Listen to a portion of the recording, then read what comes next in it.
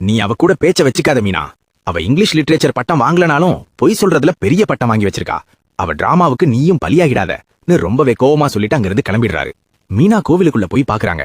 அங்க சரவண மாமாவோட மனைவி மயிலக்கா அழுதுகிட்டே இருக்காங்க. என்னாச்சுன்னு கேட்டா மயிலக்கா சொன்ன விஷயம் கேட்டு மீனா அதிர்ச்சியில உறைஞ்சு போறாங்க. மயிலக்கா தான் கர்ப்பமா இருக்கிற விஷயத்தையும் அதுக்கான மெடிக்கல் ரிப்போர்ட்டையும் மாமா கிட்ட காட்டியிருக்காங்க. ஆனா அவர் அதை பார்க்கவே இல்லையா. எல்லாத்தையும் விட கொடுமை என்னன்னா, சரவண மாமா மயிலக்காவை பார்த்து, உன்கிட்ட இருந்து நான் ஒதுங்கிதானே இருக்கேன், அப்புறம் நீ மாசமா இருக்கேனா இது யாரு குழந்தைன்னு ஒரு அசிங்கமான கேள்வியை கேட்டுட்டு போயிட்டாரு.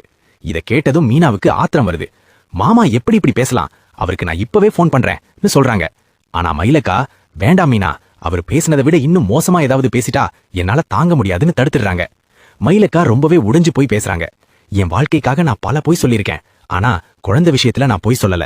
இவ்வளவு நாள் தப்பு பண்ணதுக்காக எல்லார்கிட்டையும் கெஞ்சினேன். ஆனா இப்போ என் வயித்துல வளர்ற குழந்தை உங்களோடதுதான்னு அவர்கிட்ட கெஞ்ச எனக்கு தெம்பில்லன்னு கதறாங்க. அவங்க வாழ்க்கையே முடிஞ்சு போனதா நினைச்சு வருத்தப்படுறாங்க. கடைசியா மயிலக்காவுக்கு காலெல்லாம் நடுங்குது.